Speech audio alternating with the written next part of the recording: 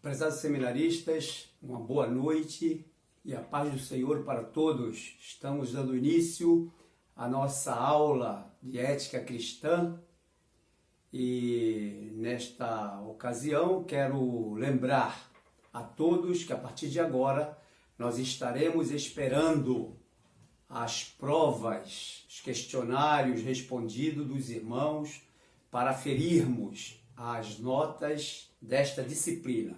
Hoje nós teremos a nossa última aula do assunto ética cristã e, portanto, queremos pedir a todos que se concentrem nas atividades. Oremos.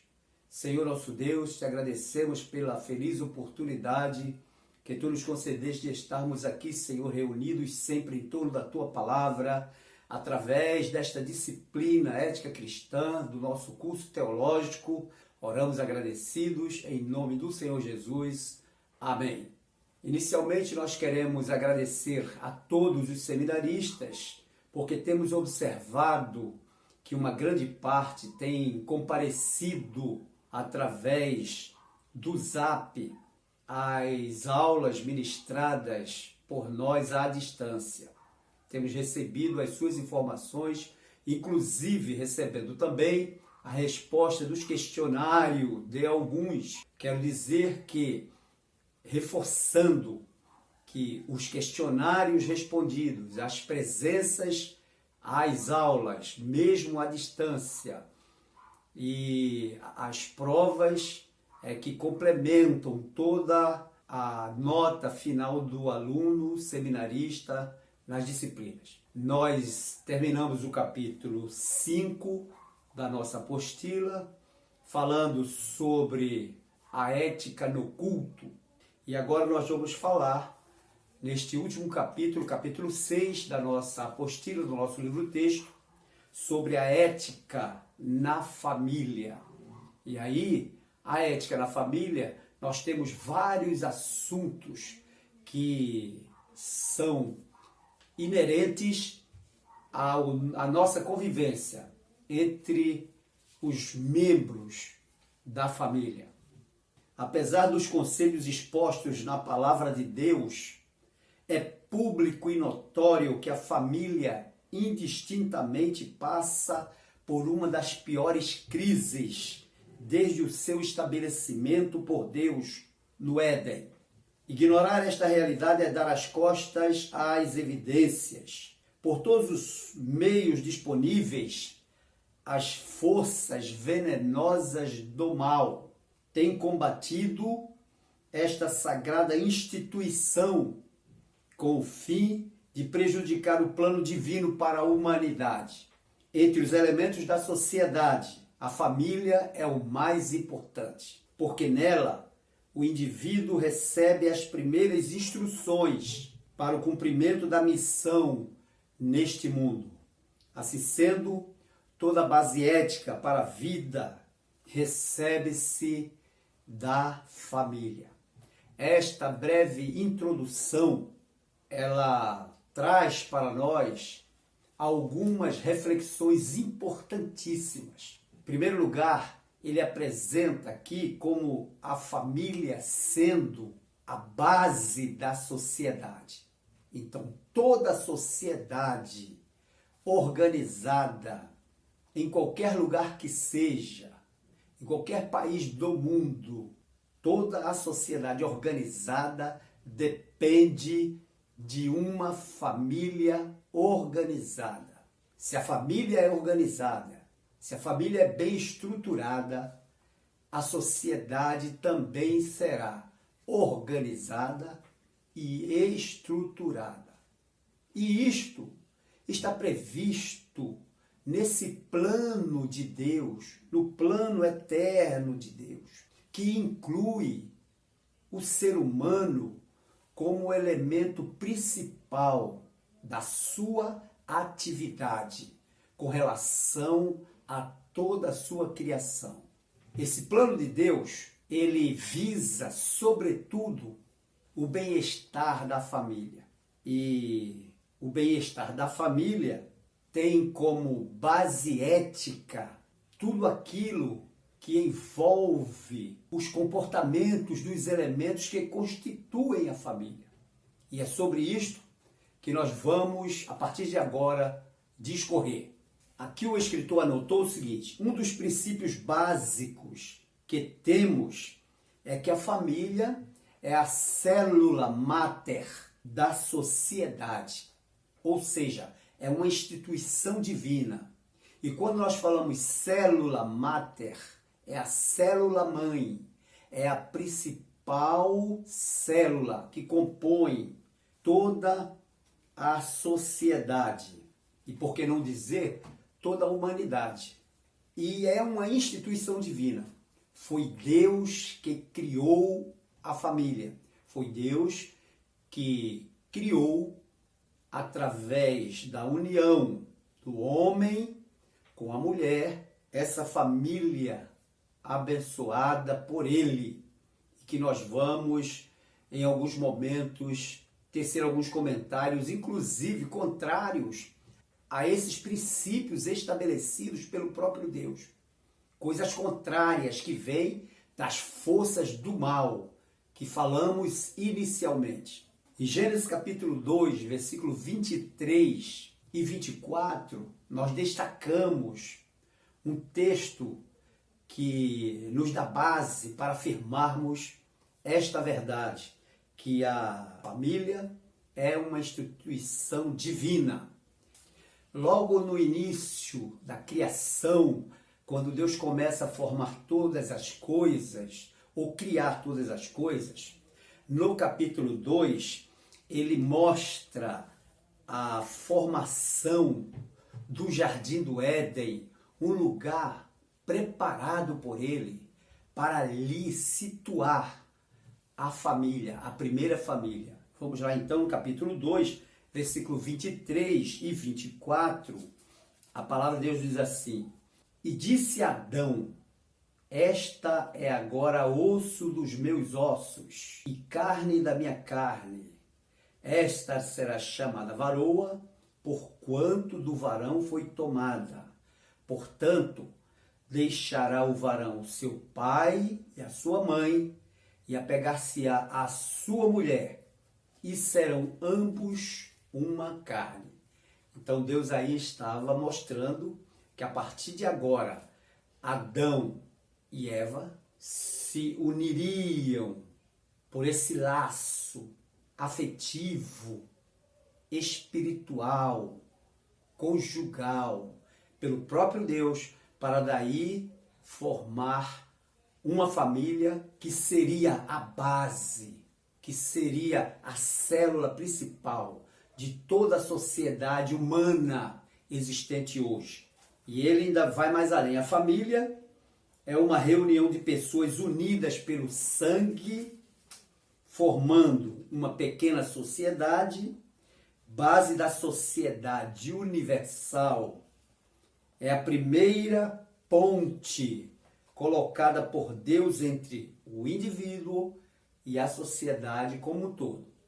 Então, o primeiro elo que liga o homem a toda a sociedade humana é a família, como base fundamental, como célula principal da formação dessa sociedade. E por isso, por ser constituída por Deus para o bem-estar do homem, nós temos um adversário, um inimigo terrível, chamado Satanás, o diabo, que tenta por todas as formas macular ou manchar essa família dentro deste plano de Deus para o bem-estar da sociedade. Então a família hoje, ela é o alvo principal do adversário.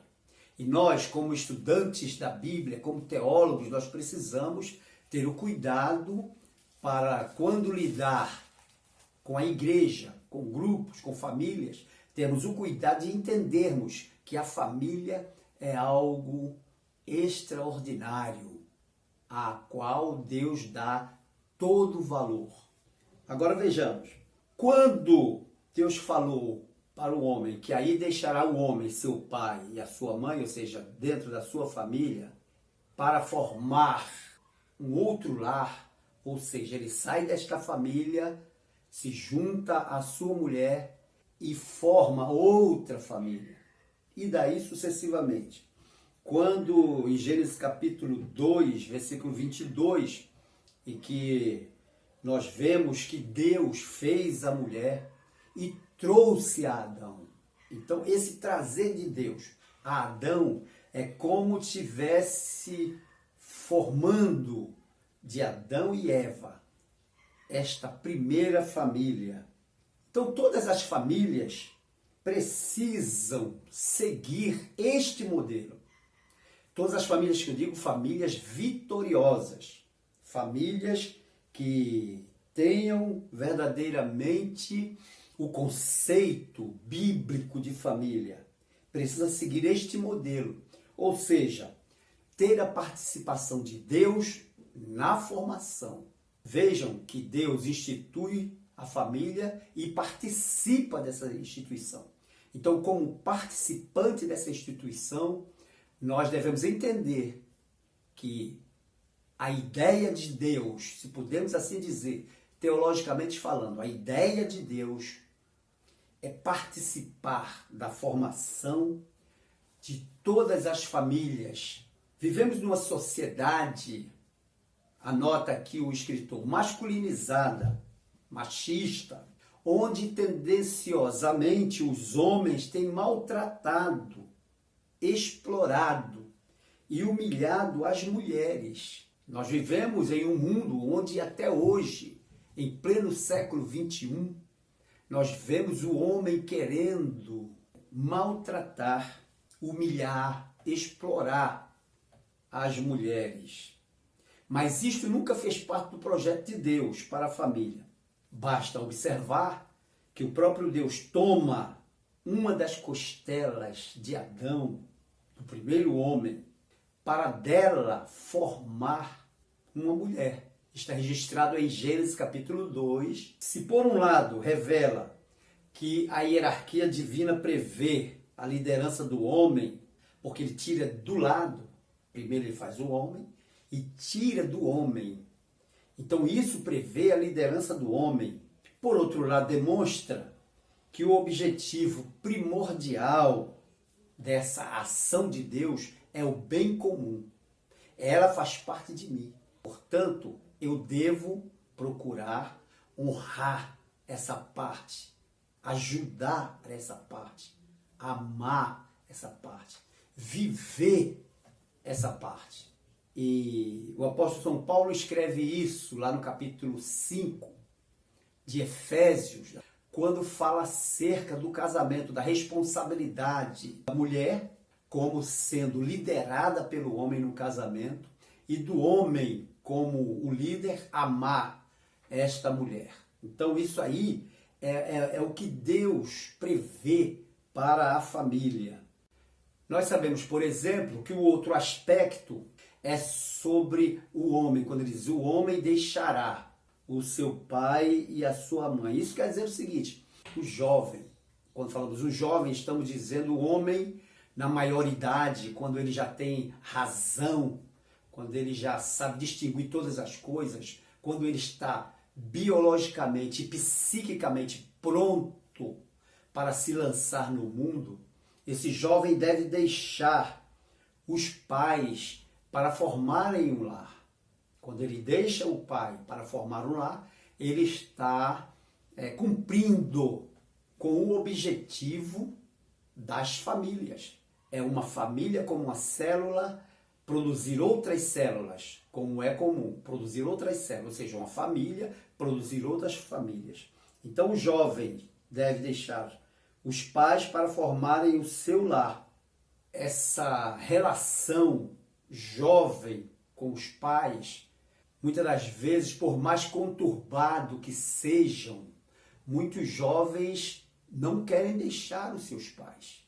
Querem sempre estar debaixo da tutela dos seus pais. Mas o homem não foi feito para isto. O homem foi feito para embora respeitando, amando, se separar dos seus pais, para produzir uma outra família, um outro núcleo familiar, que vai fazer com que a sociedade também cresça, com que a sociedade também desenvolva. Quando nós dizemos que o jovem se perpetuando nesse vínculo familiar, arraigado, sem querer deixar os seus pais, muitas das vezes tem sido nociva às famílias esta ação desses jovens.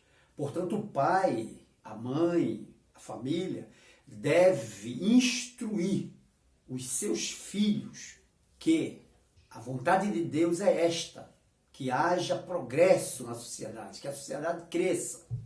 E para ela crescer, é preciso que na maioridade cada um tome o seu rumo. O jovem homem, principalmente. Isso aí é o primeiro passo para a formação de uma família estruturada. É o jovem deixar o seu pai e a sua mãe. Segundo lugar, é unir-se à sua mulher, né? Através do casamento. Estamos falando em ética cristã. Então, a ética cristã, ela aponta para isto, através do casamento. E a última etapa dessa formação é a comunhão mais íntima da relação conjugal entre o jovem que sai do meio dos seus pais, que se une à sua mulher e que agora, nesse momento de comunhão íntima, conjugal, começa a proceder como um casal comum, feitos biologicamente um para o outro, através do ato sexual, tornando-se assim uma só carne. É isso que faz referência à nova realidade que a soma dessas partes faz nascer com o casamento. Então a família, ela começa a nascer a partir daí. A importância da família não se discute, é fundamental para a sociedade. Agora, como é que a família é constituída, nós já vimos. Agora vamos ver, segundo a ética cristã, a posição do marido. Porque a família é constituída de quê? Marido e mulher que produz filhos. Agora nós vamos falar a posição do marido. Quando falamos na ordem hierárquica da autoridade no lar cristão, nós dizemos, segundo a ética cristã, marquem bem isto, segundo a ética cristã, em termos de hierarquia, o marido ocupa o segundo lugar. Aí o escritor aqui observa, talvez você questione, como assim segundo lugar? É porque o primeiro lugar pertence a Deus.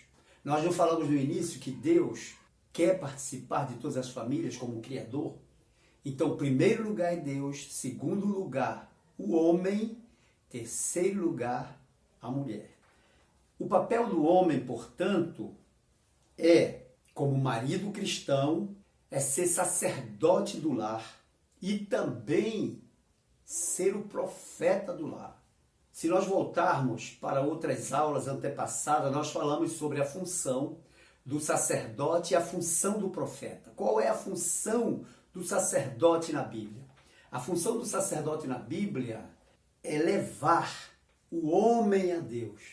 Lá em Israel, havia aquele momento em que as pessoas traziam as suas oferendas, as suas ofertas. Muitas delas eram para perdão, para expiação dos pecados. E o sacerdote, depois de participar de toda aquela cerimônia, ele entrava lá no Santo dos Santos, no lugar santíssimo, levando um pouquinho de sangue daquela vítima que fora imolada lá fora do templo, do tabernáculo, para mostrar a Deus que aquilo ali era um símbolo de expiação. E quando ele levava, Deus atendia e perdoava o povo, perdoava o pecado do povo, recebia a oferta do povo por causa daquela ação do sacerdote levar a oferenda que estava representando o povo a Deus. O sacerdote tem essa finalidade. E o profeta, qual é a finalidade do profeta? A finalidade do profeta é ao contrário, é trazer Deus ao homem, trazer Deus ao povo. Como? Quando Deus queria se relacionar com o povo, ele falava ao profeta e mandava que o profeta falasse ao povo. Então o marido exerce estes dois papéis. O papel do sacerdote, no caso ele leva a família a Deus e traz Deus para a família. Como sacerdote, ele orienta a família, ele tem o sagrado dever de interceder pelos seus filhos e pela sua esposa, orientando-os no caminho do Senhor. Então ele, quando ora, ele apresenta a Deus a sua esposa, os seus filhos, para que Deus os abençoe. E como profeta da família, ele tem o dever de advertir os filhos, de ensinar os filhos, sempre que ele perceba que eles estão ficando frios na fé, ou estão se desviando para algum outro tipo de vida que não seja o que Deus estabelece na sua palavra. Então, compete ao homem como profeta anunciar isso à sua família. Então, esta é a posição do marido. Quando nós nos referimos à vida comum, nós dizemos também que o marido tem as suas obrigações. Nós até agora falamos ele como sacerdote e como profeta, mas nas suas obrigações sociais, o marido ele tem o dever de propiciar a manutenção dos filhos, a manutenção da sua esposa, através do seu trabalho, fazer com que chegue até os filhos e até a esposa a alimentação, as vestimentas, o calçado e todo o conforto que seja possível atribuir a essa família. Isso é uma função do homem, isso é uma função do marido. Hoje nós vivemos em uma época quando a mulher muitas das vezes precisa trabalhar para ajudar a manutenção da família com o marido. Está errado? Não está errado. Está certíssimo, porque a mulher ela foi feita para ajudar o marido. E não é todo marido que pode ser o provedor único para a família, principalmente na nossa época pós-moderna, e que nós vemos muitas dificuldades. E aí há alguns problemas que podem ser acarretados por essa situação do marido ter que trabalhar e a mulher também ter que trabalhar para auxiliar nessa provisão. E os filhos, muitas das vezes, não têm total contato com esses pais diariamente. E isso, às vezes, torna-se um problema. Agora vamos falar sobre a posição da esposa na família cristã. Estamos falando isso segundo a ética cristã. Muito mais que cozinheira, lavadeira, passadeira, a esposa, ou seja, a posição da esposa no lar é superior a qualquer destas funções, a qualquer cargo que a ela seja dado para exercer como mulher no lar, como esposa no lar, como mãe no lar. Essa posição dela é muito superior a tudo isso. Porque ela, na verdade, ela é a governanta maior, a mais interessada no bem-estar de sua família. Ela não cuida dos seus filhos para receber salário. A partir daí, a gente já vê que ela faz aquilo por amor. Então, quando a gente vê essas qualidades da esposa no lar, nós dizemos que ela deve ser honrada. A mulher em casa, como mãe de família, como esposa, mãe de filhos, ela deve ser honrada pelos filhos, ela deve ser honrada pelo marido. Em Êxodo capítulo 20, versículo 12, a palavra é dirigida aos filhos quando diz: honra teu pai e a tua mãe. A outra parte da família que nós queremos abordar é a posição dos filhos. A posição dos filhos. Os filhos, né? Os pais têm o dever de criar os filhos da melhor maneira, suprindo todas as necessidades básicas, como afeto, mas também alimentação, vestimenta, calçado, educação, médico, dentista. Tudo isso faz parte da provisão familiar que deve ser de responsabilidade do pai e, atualmente, dos pais, né? Agora, os filhos, por sua vez, têm a obrigação de amar os seus pais, de obedecer a seus pais, conforme nós vimos em Êxodo 20, 12, de honrar os seus pais. Jesus Cristo, nosso Senhor, deu-nos o exemplo. Em Lucas capítulo 2, versículo 51, ele trata sobre esse respeito que Jesus tinha pelos seus pais, inclusive pela ajuda. Ele ajudava. A ajuda dos filhos no lar é de fundamental importância. Quando o filho ele procura ajudar o pai, ele procura ajudar a mãe, é algo que Deus anota no livro das obras. É preciso que os filhos entendam que devem honrar os seus pais, honrar a sua mãe e ajudá-los naquilo que for necessário. Muitas pessoas podem até dizer: mas meu pai, ele é uma pessoa assim, assado. Não interessa. A Bíblia diz: honra a teu pai e a tua mãe. Só isso.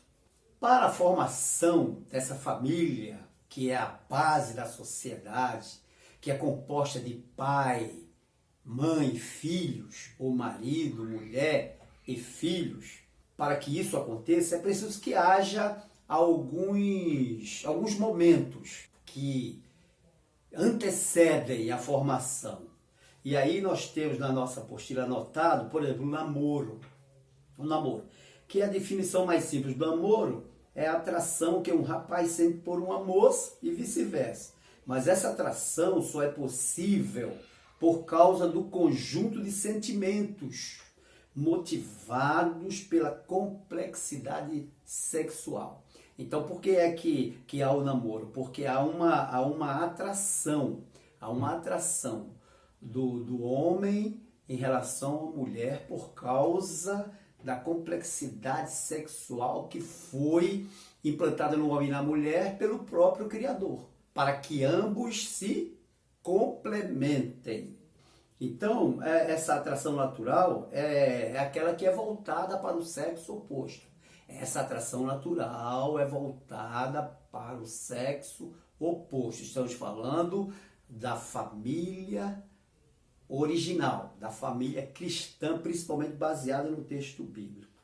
Então, é durante o namoro que os jovens se conhecem ou procuram se conhecer suficientemente para assumirem um compromisso maior, que é o noivado. E, posteriormente, o casamento. Então, o namoro, o noivado e o casamento. Então, esse namoro deve ser baseado no amor e nunca na paixão. Por quê? Porque estes sentimentos, amor e paixão, são diferentes e são opostos. O amor, a Bíblia diz que é paciente, que tudo crê, que tudo espera. O amor é gradativo, ele vai acontecendo, ele é controlado, ele busca a qualidade do caráter da pessoa, ele vê a pessoa como realmente ela é. Já a paixão, ela é cega, descontrolada. E quando interrompida, essa paixão, por qualquer circunstância, ela pode se transformar em ódio.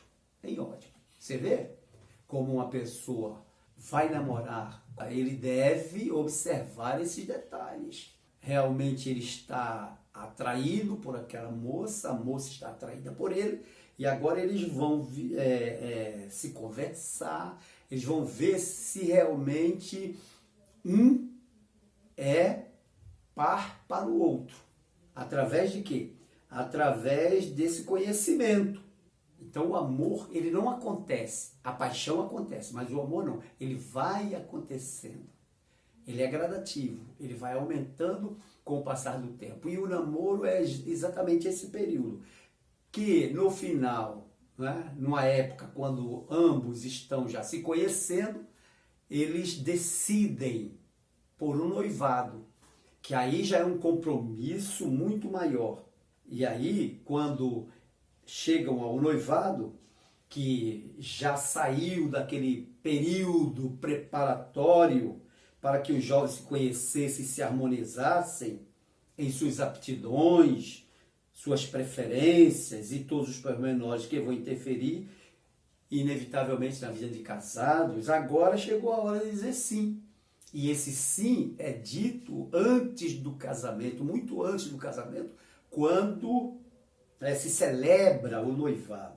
O noivado é um acordo, é um pacto de compromisso com o casamento. Por isso que normalmente o jovem vai na casa dos pais conversar com a família da jovem e aí geralmente se coloca um anel de compromisso mostrando que aí eles disseram sim um ao outro e que pretendem se casar futuramente. Agora, com relação ao noivado, e nós falamos que é um acordo para que seja tomada essa decisão depois desse período de conhecimento que nós dissemos namoro, os jovens eles têm que levar em consideração alguns aspectos. Primeiro, será que verdadeiramente é interessante esse casamento? Ou é um jugo desigual? O que é jugo desigual na Bíblia? A Bíblia fala sobre jugo desigual.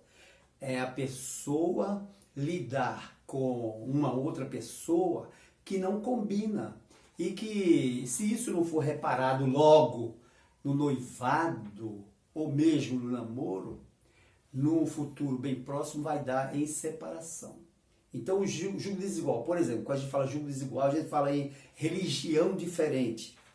Imagina um evangélico, o nosso escritor anota aqui, um evangélico casando com uma pessoa budista ou com uma pessoa muçulmana ou do Islã, será muito difícil conciliar os pontos de vista com relação à religião.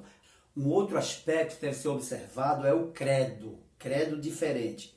Por exemplo, na religião cristã, aí estamos falando da religião cristã, a divergência de fé, por exemplo, ao pentecostal, ao neopentecostal, ao tradicional. Será que é interessante o jovem pentecostal se casar com uma moça tradicional ou com uma moça que é de um outro credo cristão, por exemplo, católico, que se diz cristão?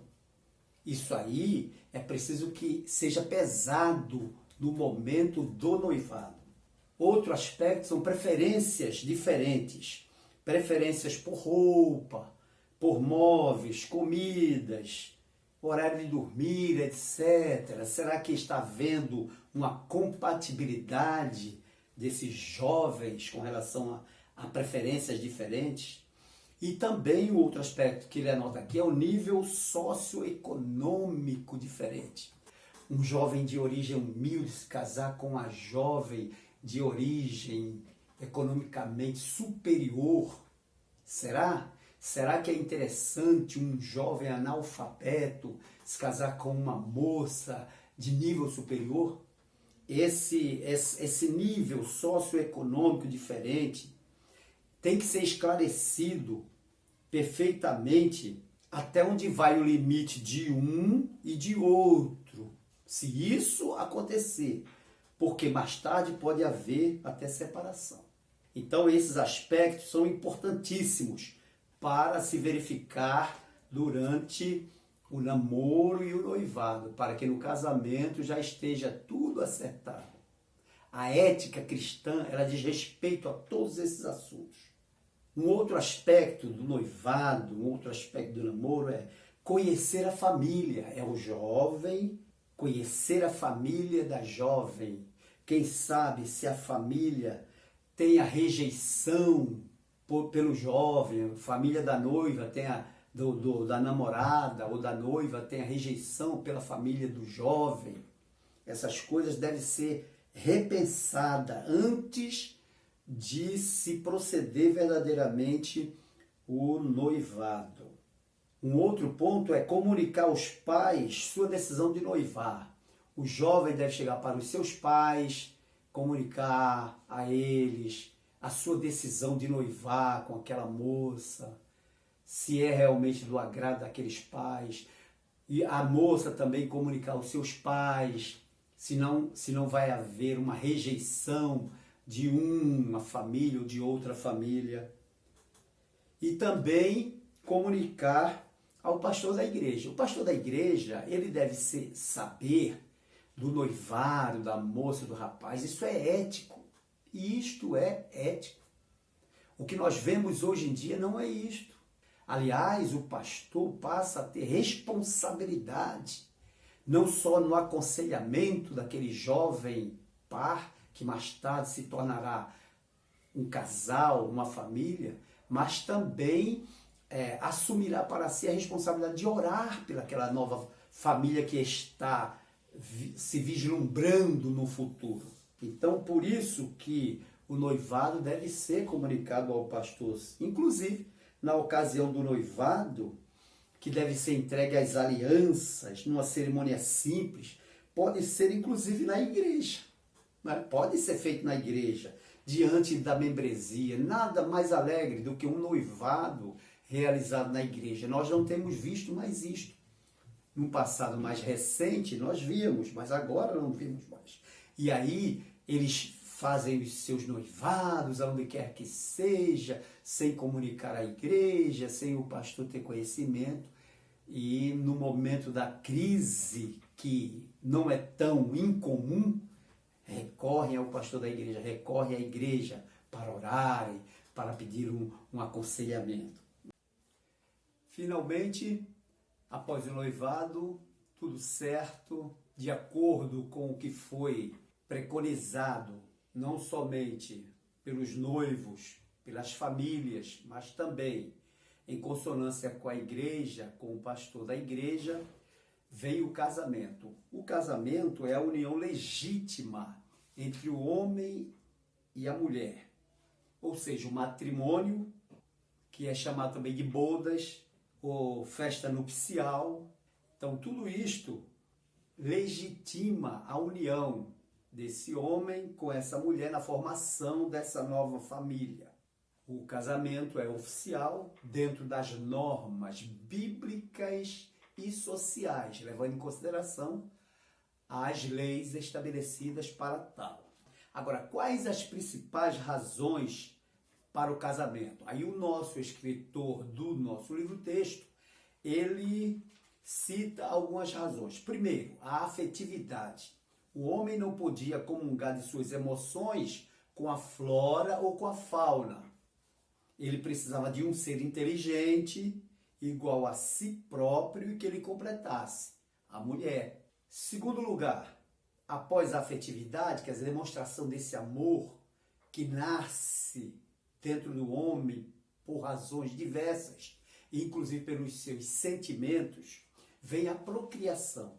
Havendo Deus criado a mulher da costela de Adão e entregando-a a este, a bênção do casal consistia nas seguintes palavras: sede fecundos, multiplicai-vos, enchei a terra e sujeitai-a. Está escrito em Gênesis, capítulo 1, versículo 28. Portanto, procriar seria somente um ato espontâneo da união sexual, o que é mais uma responsabilidade do casal de se multiplicar e preservar a espécie humana na Terra e dominar tudo ao seu redor. Uma das razões também é regular a atividade sexual.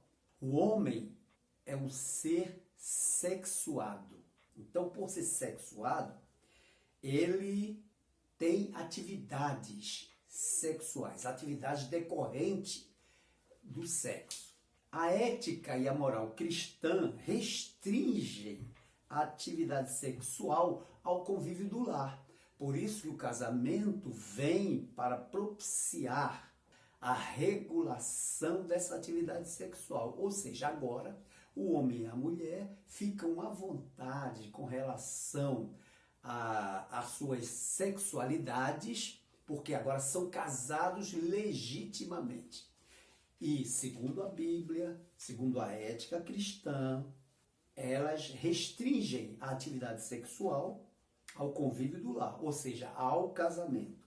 No caso, a nossa civilização ocidental adota como norma ética, sob influência do cristianismo, a regulação sexual como privilégio exclusivo ao casal, ou seja, aqueles casais legitimamente casados.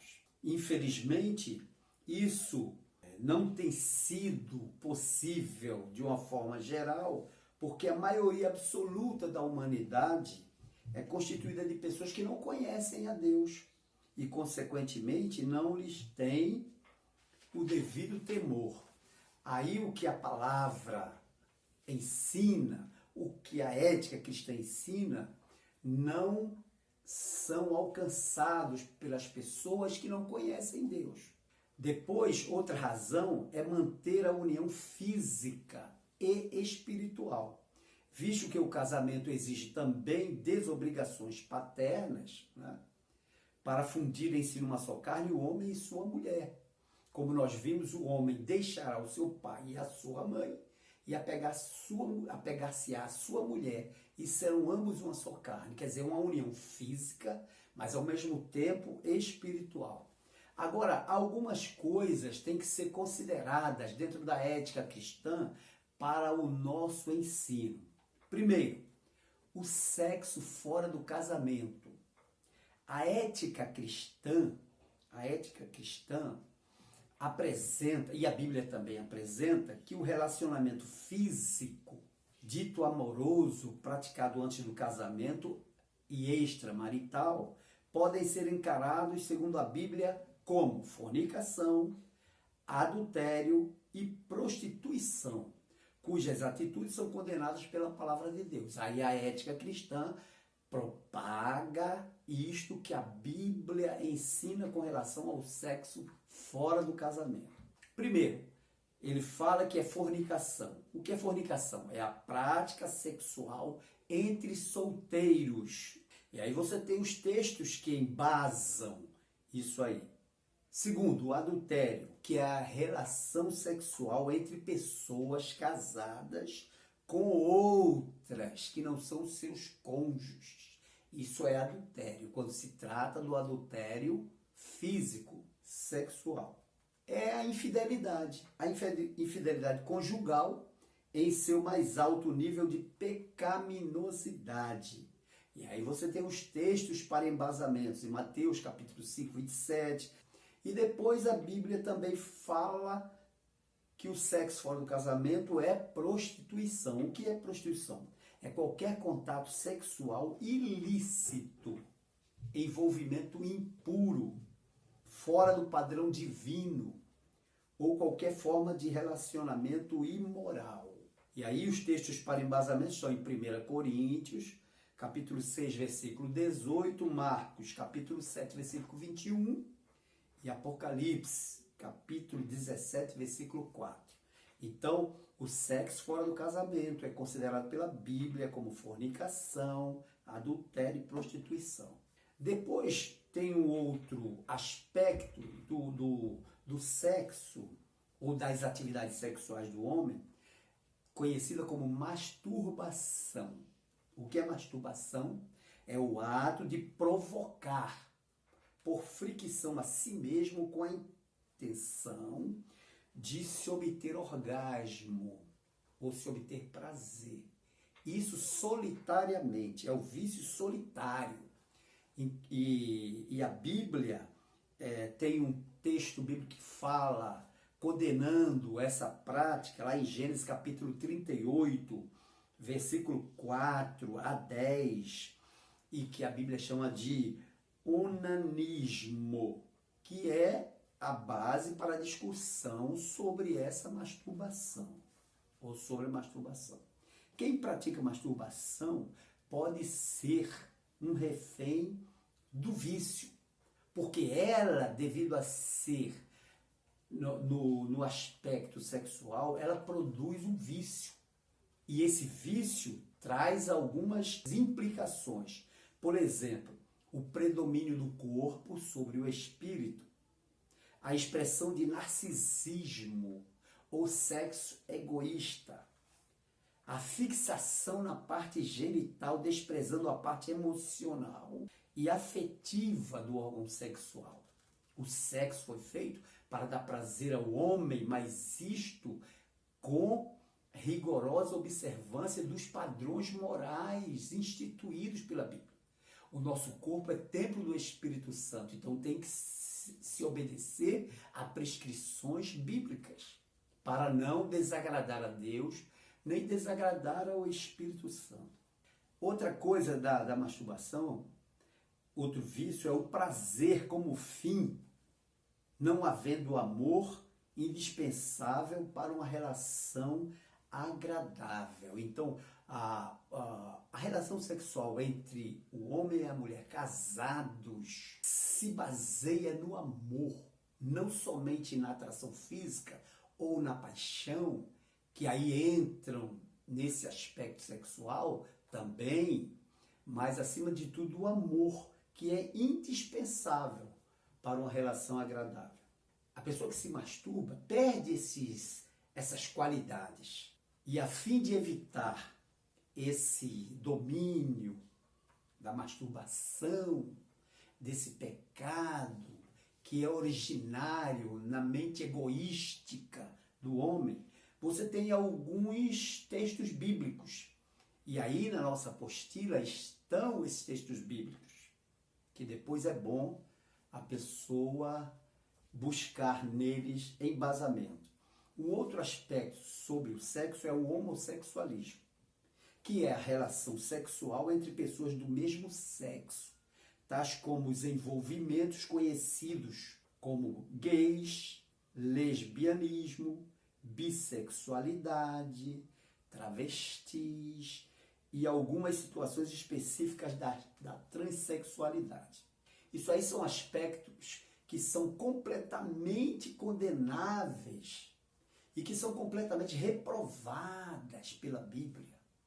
E a ética cristã deve se preocupar em propagar essas regras bíblicas para essas funções do sexo humano. Quanto à origem do ser humano, a gente observa que a união definida por Deus é a relação de macho e fêmea.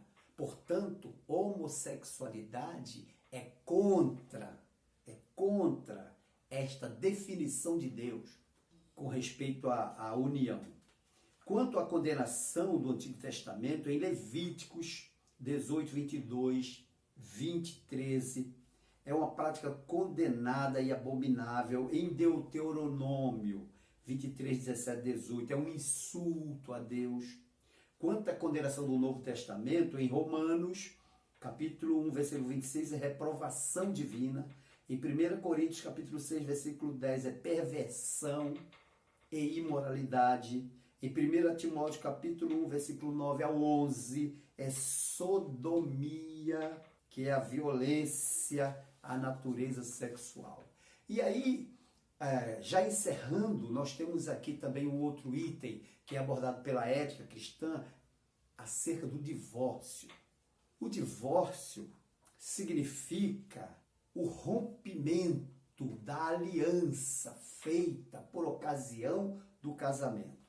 Em Deuteronômio 24, 1, por exemplo, ela é feita por um motivo não agradável, um motivo subjetivo. A pessoa passa a não gostar do seu cônjuge e aí resolve se separar.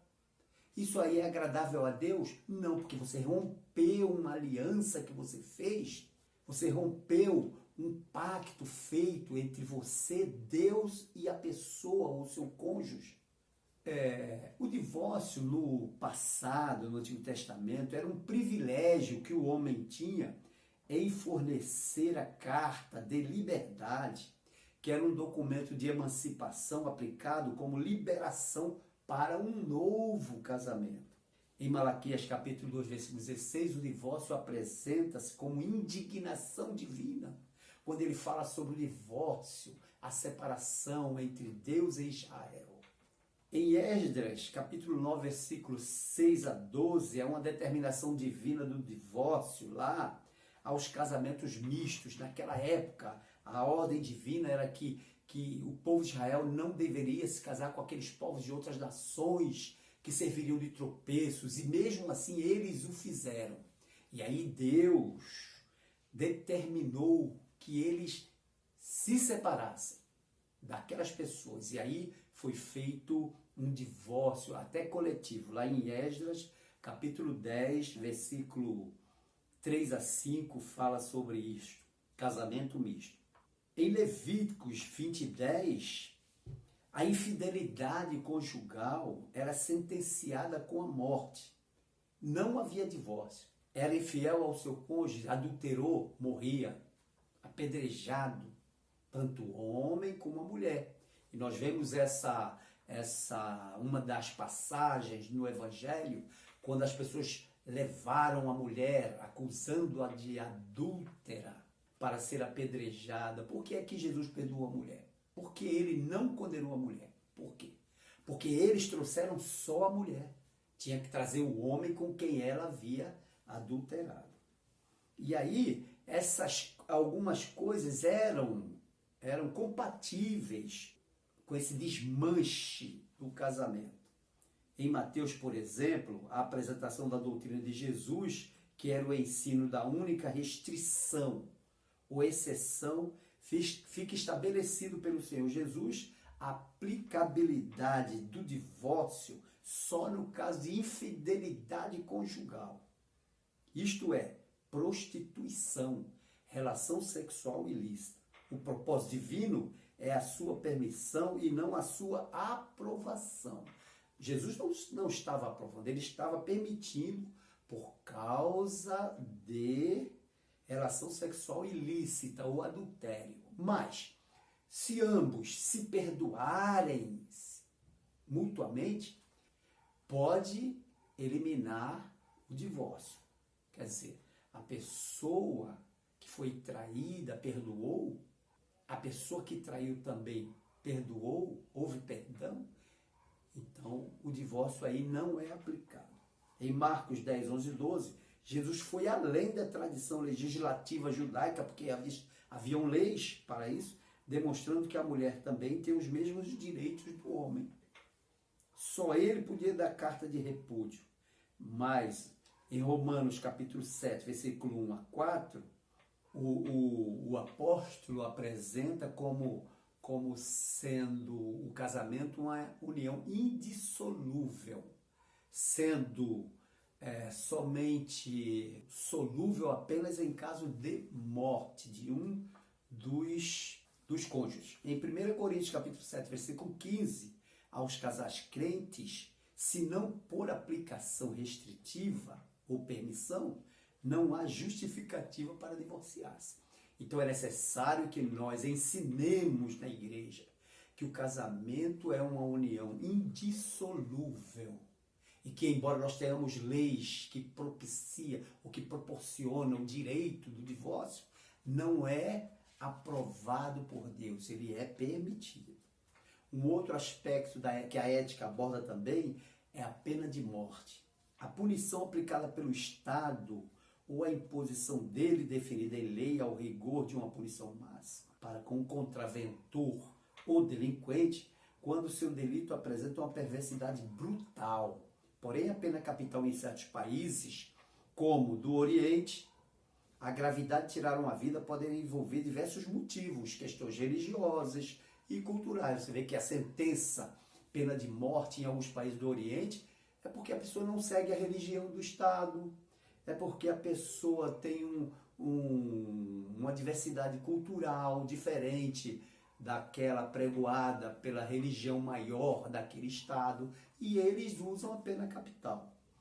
Agora, na lei de Moisés, a execução era só permitida em casos de homicídio doloso premeditado, ou de sequestro de pessoas, ou de sexo com animal, relações sexuais com animais, ou seja, bestialidade. Era punido com a morte, segundo a lei. Com relação a sacrifícios a deuses estranhos, era punido com a morte.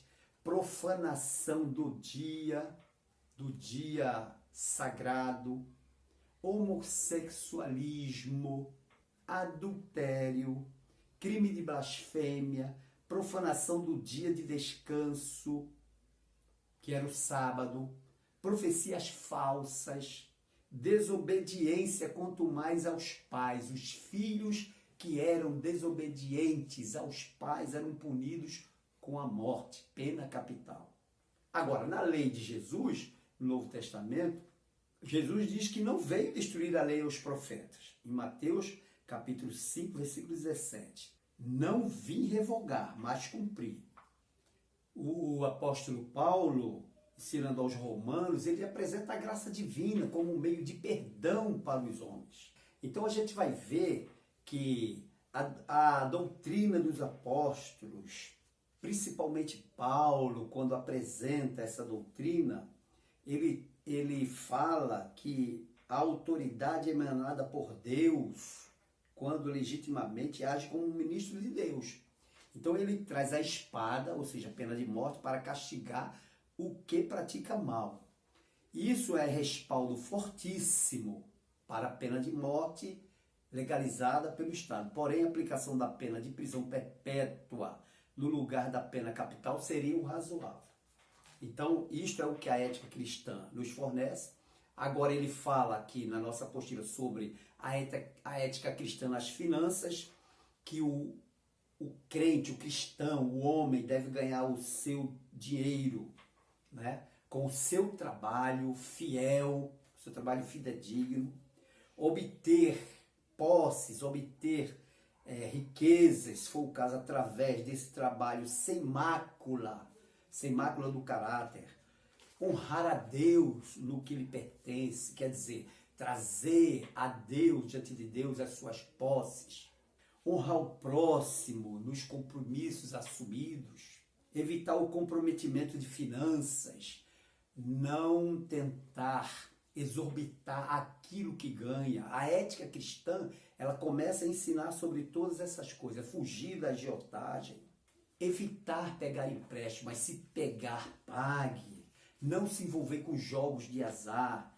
E aí, porque esses jogos de azar, além de cegar os olhos, a vista, ele traz o pecado da ambição, ele traz como se Deus não fosse suficiente para preencher, né, esses vazios, esses vagos, no caso das necessidades. E aí a nossa revista apresenta já no final vários outros itens com relação à ética cristã, sobre a sociedade, sobre o motivo, o divertimento, como deve ser, a diversão, a mordomia, tentar de todas as formas ser fiel naquilo que Deus lhe deu à sua mão, para que transborde essa bondade de Deus para outrem, para aqueles que estão ao seu redor, para que você possa auxiliar,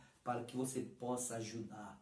E, finalmente, no que concerne aos empregos, aos trabalhos, tipos de trabalhos, né? Ele fala, nesse ponto destacamos as atividades profissionais que são debatidas no meio evangélico em razão de que as funções que são exercidas contrariam a conduta moral do servo de Deus. Algumas funções polemizadas no trabalho, no emprego, que dizem às pessoas que não é bom que o crente se envolva. Por exemplo, o garçom, por servir bebidas alcoólicas, aquele garçom de bares, serviços de motéis, que é a participação no cuidado local do motel.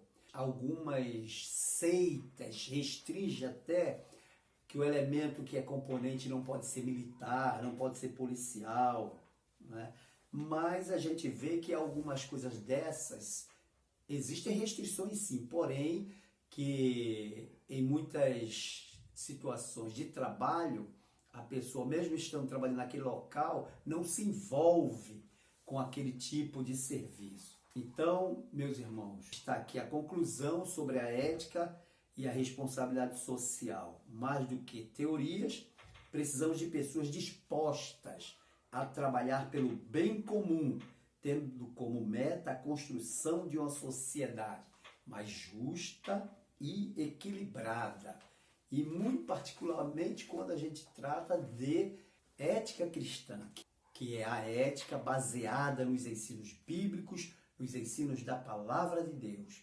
Então, finalizando, quero dizer para os irmãos que Deus nos abençoe e nos guarde e que possa fazer valer a sua palavra dentro do nosso coração e que possamos entender o propósito de Deus para as nossas vidas e tenhamos uma vida baseada nesses ensinos apresentados através da nossa disciplina ética cristã. Que Deus abençoe e até a próxima disciplina. Amém.